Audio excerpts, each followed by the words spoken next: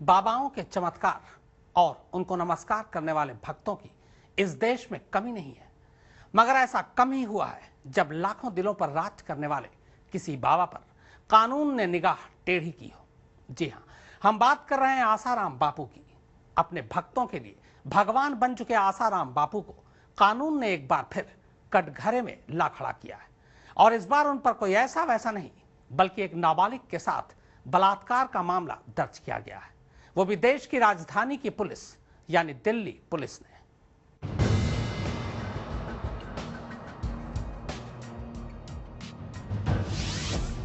आसाराम बापू एक बार फिर परेशानी में है।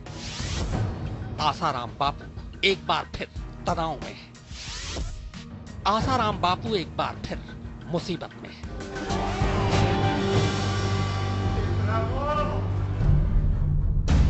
जी हां, दूसरों को भक्ति और मुक्ति का पाठ पढ़ाने वाले आसाराम बापू अब खुद इस दुनिया के कानूनी झमेलों में फंस गए। मुक्ति का रास्ता दिखाने वाले बापू पर खुद की गिरफ्तारी का खतरा मंडराने लगा है। बापू पर लगा इल्जाम इस बार कहीं ज्यादा संगीन है और देश की सबसे स्मार्ट पुलिस भी उन्हें इस इल्जाम से मुक्ति देने के कतई मूड में नहीं है।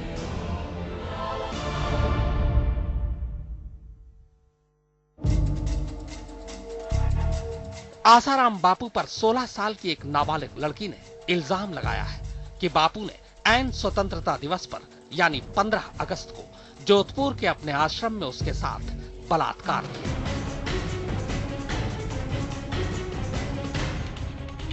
दिल्ली के कमला मार्केट थाने में दी गई एक शिकायत में 16 साल की इस लड़की ने न सिर्फ बापू को अपना गुनहगार बताया है, बल्कि मजिस्ट्रेट के सामने 164 के तहत दिए अपने बयान में भी उसने बापू पर जोर जबरदस्ती करने की बात कही है।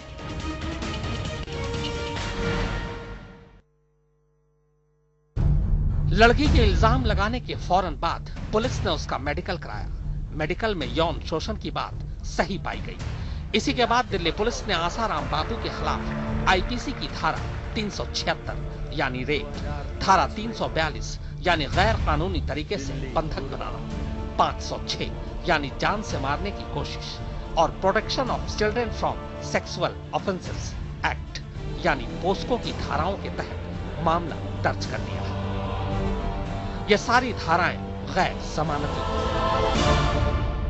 दिल्ली के कमला मार्केट थाने में आसाराम बापू के खिलाफ यौन शोषण का मुकदमा दर्ज हुआ है। ये मुकदमा एक नाबालिग लड़की ने कराया है। ये लड़की छिंदवाड़ा के आसाराम बापू के ही गुरुकुल में पढ़ती थी।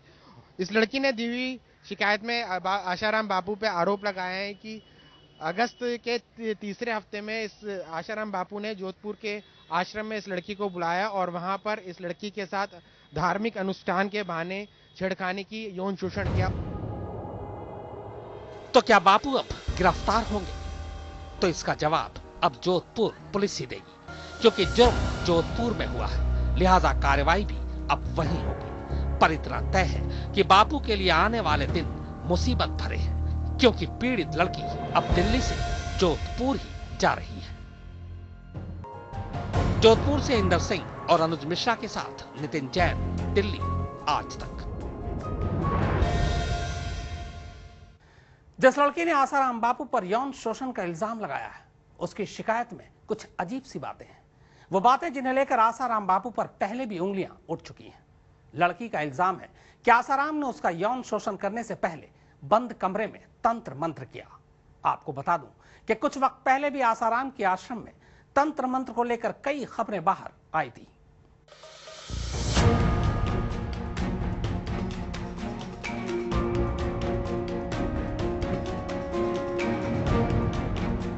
माथे पर तिलक, चेहरे पर सफेद दाढ़ी, गले में माला और छक सफेद कपड़े, हुलिया संत का, मगर इल्जाम संगीन।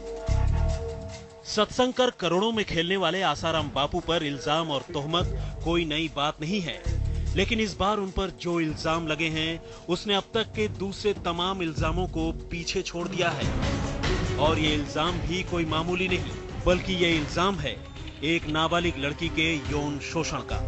जी हां, उस लड़की के यौन शोषण का जो गई तो थी उनके गुरुकुल में शिक्षा, संस्कार और दीक्षा की आस लेकर, लेकिन लड़की की माने तो आसाराम ने न सिर्फ उसे निराश किया बल्कि अकेले में उसके साथ ज्यादती तक कर डाली। एकांत में अनुष्ठान करवाया जाएगा, तो वो अनुष्ठान कराने के बहाने बालिका और बालिका के मदर फादर को बुलाया और तीनों को, बालिका को अलग तरफ और मदर फादर को दूसरी तरफ उस कुटिया के बैठा दिया और कुछ समय बाद बालिका को वो अपनी कुटिया में बाबा ले गया। वहाँ बाबा ने बालिका के साथ शारीरिक शोषण करने का प्रयास किया, शारीरिक शोषण किया। छिंदवाड़ा के गुरुकुल में पढ़ाई कर चुकी इस लड़की के माता पिता ने इस सिलसिले में दिल्ली के कमला मार्केट थाने में आसाराम के खिलाफ जो रिपोर्ट लिखवाई है वो बेहद संगीन है। इस रिपोर्ट की माने तो आसाराम ने न सिर्फ उनकी बेटी का यौन शोषण किया बल्कि इसके बारे में किसी को बताने या मुंह खोलने पर उसे जान से मारने की धमकी तक दी।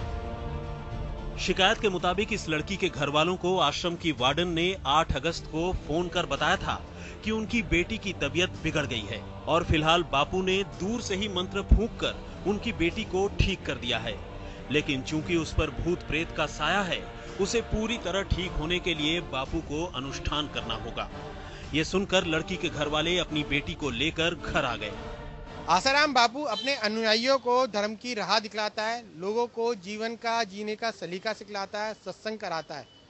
वहीं दूसरी तरफ इस लड़की की अगर शिकायत को माने तो इस लड़की के मुताबिक बाबा ने भूत प्रेत का इलाज कराने के बहाने उसे अपने कमरे में बुलाया और उसके साथ फिर बलात्कार किया।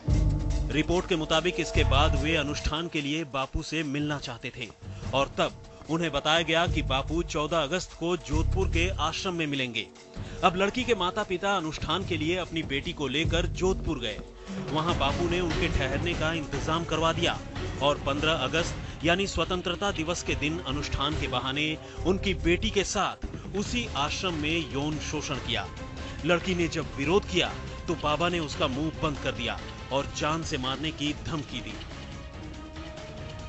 शिकायत के मुताबिक लड़की डर गई थी। इसके बाद जब पूरा परिवार घर लौटा तो 17 अगस्त को लड़की ने अपने घर वालों को सारी बात बताई। उन पर आसमान टूट पड़ा। इसी बीच उन्हें पता चला कि बापू 18 से 20 अगस्त तक दिल्ली के रामलीला मैदान में शिविर कर रहे हैं। इस पर परिवार दिल्ली पहुंचा और उन्होंने रामलीला मैदान के पास कमला मार्केट पुलिस से जाकर पूरे मामले की शिकायत की। इसके बाद पुलिस ने लड़की की मेडिकल जांच भी करवाई। शीघ्र ही इसका अनुसंधान पूर्ण कर जो भी इसमें आरोपी होंगे उनको गिरफ्तार किया जाएगा। कानून के जानकार मानते हैं कि जिन संगीन धाराओं के तहत आसाराम के खिलाफ मामला दर्ज हुआ है, ऐसे में आसाराम की गिरफ्तारी भी मुमकिन है। इस मामले में दिल्ली पुलिस ने 0 एफआईआर दर्ज करते हुए मामले की जांच राजस्थान पुलिस को सौंप दी है। अब ये तो भविष्य के गर्त में ही छुपा है कि राजस्थान पुलिस आसाराम के खिलाफ कब, कैसे और क्या एक्शन लेती है। हालांकि आसाराम बापू की प्रवक्ता नीलम दुबे के मुताबिक ये सारे इल्जाम हवा हवाई हैं और जल्द ही जांच से दूध का दूध और पानी का पानी हो जाएगा। इसमें कुछ भी नहीं है, दम ही नहीं है। जरा इन्वेस्टिगेशन होने दीजिए। एफआईआर 0 एफआईआर है ना, 0 एफआईआर है। जब इन्वेस्टिगेशन होगा यहाँ से एफआईआर जाएगा उस इलाके में जिस इलाके का बता रहे हैं हादसा, उसके बाद जब तहकीकात होगी तो पता चलेगा बिल्कुल गलत है, कुछ है ही नहीं, इसमें दम ही नहीं। दिल्ली पुलिस ने लड़की के बयान के आधार पर कई धाराओं के तहत आसाराम बापू के खिलाफ मामला दर्ज कर जोधपुर पुलिस को इसकी इत्तला कर दी है। वहीं दूसरी तरफ आसाराम बापू की तरफ से जो बयान आया है उसमें उन्हें फंसाए जाने की बात कही जा रही है।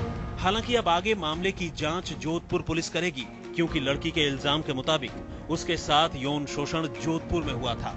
जोधपुर से इंदर कुमार और अनुज मिश्र के साथ नितिन जैन, दिल्ली आज तक। बात चाहे काले जादू की हो, जमीन के कब्जे की, कत्ल की कोशिश की या फिर रेप की, आसाराम का नाम हर जुर्म के साथ जुड़ा है।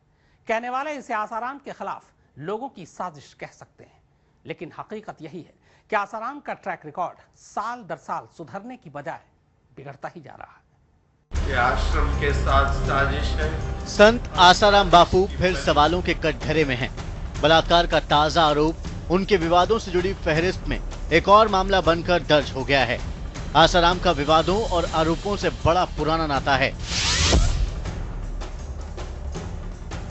सबसे सनसनीखेज मामला सामने आया था जुलाई 2008 में, जब आसाराम के अहमदाबाद आश्रम में पढ़ने वाले 2 मासूम बच्चों की लाश आश्रम के साथ से ही बहने वाली साबरमती नदी में मिली। 11 साल के दिनेश वाघेला और 10 साल के अभिषेक वाघेला की रहस्यमयी मौत के बाद घर वालों ने इसका जिम्मेदार आश्रम को ठहराया। यहाँ तक कि पुलिस ने भी अपने हलफनामे में आश्रम में चलने वाले काले जादू और दूसरी रहस्यमयी कारस्तानियों का खुलासा किया था। 30 जुलाई 2008 को मध्य प्रदेश के छिंदवाड़ा में आसाराम के गुरुकुल में 4.5 साल के बच्चे रामकृष्ण यादव की लाश मिली। इस खबर के मिलते ही हड़कंप मच गया, जो अगले ही दिन बवाल में तब्दील हो गया, क्योंकि इसी आश्रम के बाथरूम में एक और बच्चे की रहस्यमयी हालत में मौत हो गई थी। हालांकि बाद में पुलिस ने इस मामले में इस स्कूल के ही एक 9वीं क्लास में पढ़ने वाले बच्चे को पकड़ा, जिसका कहना था कि वो किसी भी हाल में आश्रम की कैद से आजाद होना चाहता था। कई पुलिस वालों के मुताबिक बच्चे का यह हाल आश्रम की नारकीय स्थितियों की वजह से हुआ था। साल 2009 के दिसंबर के महीने में आसाराम बापू पर उन्हीं के एक पूर्व भक्त राजू चंडोक ने अपनी हत्या की कोशिश करने का आरोप लगाकर सनसनी फैला दी थी। गुजरात पुलिस ने आसाराम को इस मामले में भी नामजद किया था।